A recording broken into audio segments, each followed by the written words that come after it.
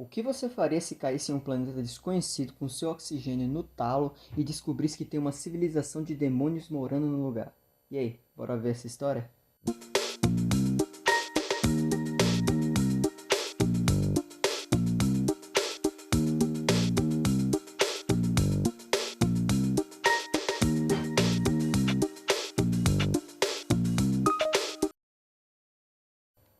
Fala galera, sejam todos muito bem-vindos e sem enrolação, bora ver essa treta que o escritor Emmett Shawan criou em 2016. A capa inicial traz uma astronauta com expressão de surpresa e no visor do seu capacete já podemos ver o reflexo do que parece ser um rosto demoníaco. As alterações de imagens, assim como a remoção das falas, foi uma ideia de preservar a obra original, evitando problemas com direitos autorais, beleza? Já deixa seu like para me dar aquela força, compartilhe e agora vamos para a história.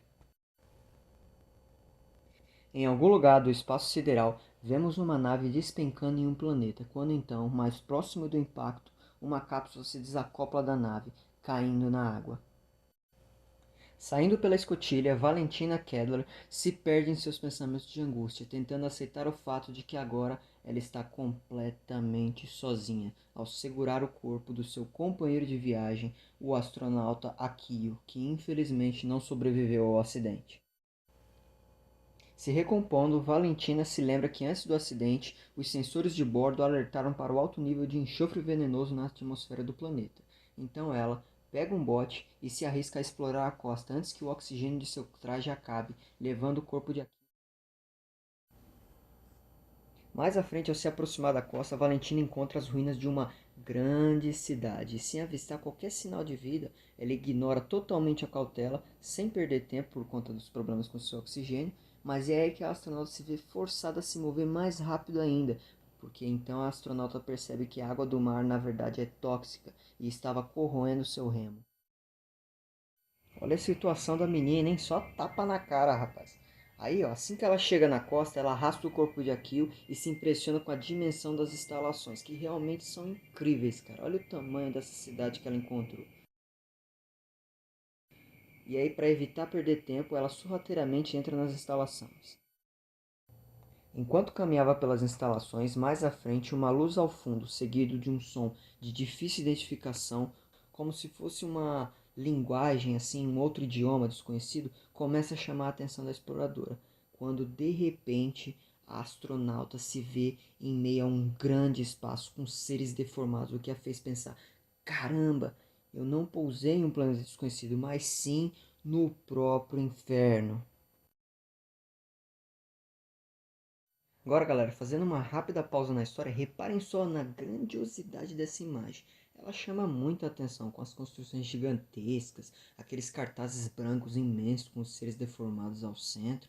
Por ser uma HQ não muito popular, eu não achei muita coisa sobre ela na internet, mas me lembrou muito aqueles discursos nazistas lá da Segunda Guerra, até mesmo pelas cores avermelhadas, onde eram colocadas bandeiras nazistas imensas, naqueles grandes espaços ao público e tal.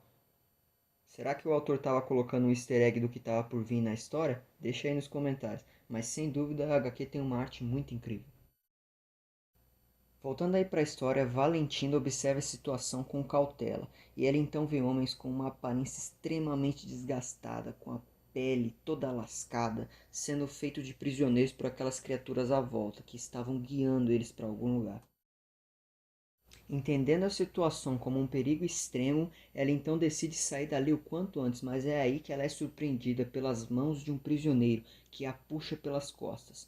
O prisioneiro então a confronta, pois ao ver sua pele, o homem toma a conclusão que Valentina não pertence àquele lugar e se identifica como um homem santo que havia sido condenado a viver em um mundo de demônios. Muito assustada pela situação, ela pede então mais informações sobre a cidade, mas o homem a interrompe, pedindo que ela vá embora o mais rápido possível, quando então os dois são interrompidos pelos demônios.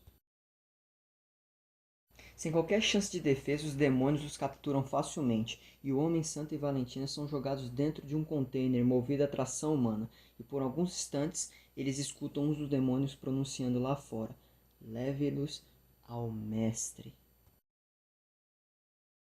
Mais à frente, ainda dentro do container, Valentina não tem sucesso em abrir as portas para tentar uma fuga, e o homem santo, que a observava sentado em um canto, resolve então voltar às perguntas da moça antes de sua captura, contando então a história da cidade, com o objetivo de preparar a moça para as dificuldades que a esperam com o mestre.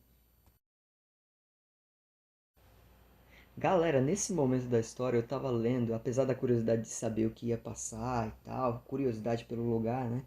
Velho, eu fiquei pensando, meu, o oxigênio tá no talo, a astronauta tá parando pra uma aula de história, rapaz. Nossa, mas eu teria era grudado o cidadão pelo pescoço pra me ajudar a abrir a porta. E vocês o que iam fazer? Eu não quero conhecer esse mestre aí, não. Bora lá, o Homem Santo então conta que na verdade a cidade não era daquela forma, mas sim um lugar com muita tecnologia, até mesmo veículos que poderiam alcançar as estrelas. Entretanto, mesmo com toda essa evolução, eles não conseguiram desenvolver nenhuma fonte de combustível, o que gerou pânico nos líderes à medida que as reservas de energia iam sendo consumidas. Todo o caos se instalou, e então o que acabou acontecendo? A civilização ficou vulnerável a um monge, que se apresentou como o coletor de artefatos antigos. Cheio de segredos, o monge ele tinha um plano. Conseguir um artefato, que era a peça final para sua coleção, mas ele precisava de ajuda, já que estava em um reino habitado por criaturas atormentadas. Só que em troca, o outro reino ia poder ser explorado, visto que era rico em combustível fóssil. Galera, outra pausa rápida. Olha que bacana. Eles colocaram um buraco de minhoca nessa explicação do monge. Eu achei isso muito legal, cara. Eu não entendo muito de física, mas até onde eu sei, o buraco de minhoca ele conecta um ponto a outro, de uma forma que teoricamente permitiria uma travessia. Meu, foi muito legal esse incremento da história. Achei muito legal. Bora lá, depois dessa explicação, o monge forneceu a amostra desse combustível fóssil, que era 100 vezes mais potente do que qualquer coisa conhecida, e em meio ao desespero e tudo mais, foi selada uma aliança com esse monge. Ou seja, a situação daquela civilização que já não estava caminhando bem tinha acabado de ficar pior, porque o monge abriu um portal permitindo o acesso de centenas de guerreiros para entrarem no vazio, mas somente um retornou, com a cabeça do líder e o artefato de pagamento do monge, que após receber seu pagamento entrou no portal e nunca mais foi visto. Com seu líder morto, se deu início à exploração, só que os mineiros começaram a voltar doentes de respirar aquele ar venenoso do lugar. Mas os líderes não pararam com a mineração, e depois de um ano com a emissão do novo combustível na atmosfera, o ar da cidade começou a se transformar, virando tóxico. Aí caiu a ficha, mas já era tarde. O monge havia enganado a todos e agora voltou transformado em demônio. Ele havia tomado o lugar do antigo líder no vazio e marchava de volta para o planeta, que possuía agora uma atmosfera habitável para ele e seu exército, que facilmente assumiram o controle da cidade, agora sem guerreiros, e escravizavam toda a sua população. Aí, nesse momento da história, o Homem Santo é interrompido pela porta se abrindo, e os dois são levados a um grande salão, onde havia outros demônios e criaturas, até mesmo uma delas estava em uma jaula. E então são apresentados ao Mestre dos 13, a figura demoníaca em que o monge havia se transformado. Reparem só, eu posso estar muito enganado, mas esse homem ao lado do Mestre dos 13 me lembra muito aquele único soldado sobrevivente da batalha que trouxe o artefato. Ele tem somente uma barba e um cabelo maior, aparentemente, mas ele não está algemado ou qualquer coisa parecida. Será que ele tomou parte na traição do monge? Ele parece ter algum cargo ali de importância, né? O que vocês acham? Vamos lá, no salão, o demônio informa quanto à descoberta da forasteira com o Homem Santo ao Mestre dos 13. E então, vimos um ser informar que ela não é desse planeta. O mestre questiona Valentina quanto à sua origem, mas o monge entra na sua frente para protegê-la. Só que aí nesse momento, um simples movimento, o mestre coloca a mão na boca do monge e explode sua cabeça, deixando a astronauta aterrorizada. Os demônios então retiram o capacete de Valentina, aumentando seu pânico, e o mestre alerta ser sua última chance, colocando a mão em sua cabeça. Mas a corajosa astronauta se recusa a responder qualquer pergunta. Nesse ponto da história, temos flashbacks da vida de Valentina, mostrando seu casamento, o par romântico e até mesmo a viagem que a levou até aquele momento. Só que enquanto isso, a Valentina explica a dor que sente ao tentar proteger seus pensamentos do mestre e a forma com que ela sente ele rasgando a sua mente, mas que mesmo assim ela luta para proteger a segurança da sua terra natal.